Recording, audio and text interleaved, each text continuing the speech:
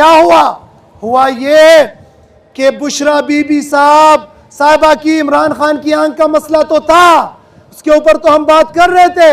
बुशरा बीबी साहिबा की आंख का भी मसला बना।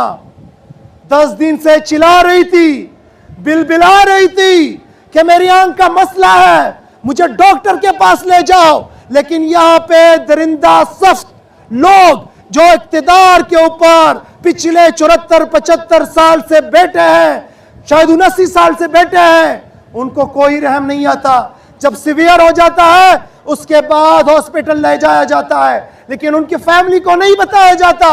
उनको बताया जाता है अब अगली सुबह 9 बजे आए, रात को ऑपरेट किया जाता है। जब फैमिली वाले आते हैं, बुशरा बीबी साहिबा का ऑपरेशन हो गया होता है, उस पर पट्टी, वो शदीद कर्ब में, शदीद अजियत में, उसको डॉक्टर सजेस्ट करता है कि 3-4 दिन उसको आप रखें यहाँ पे। लेकिन अनफॉर्चुनेटली उसी वक्त उनको दोबारा हॉस्पिटल में ले जाया जाता है। इस वक्त भी खान साहब को तकलीफ है आंख की, बुशरा बीबी साहिबा को तकलीफ है आंख की, लेकिन कौन सुनेगा?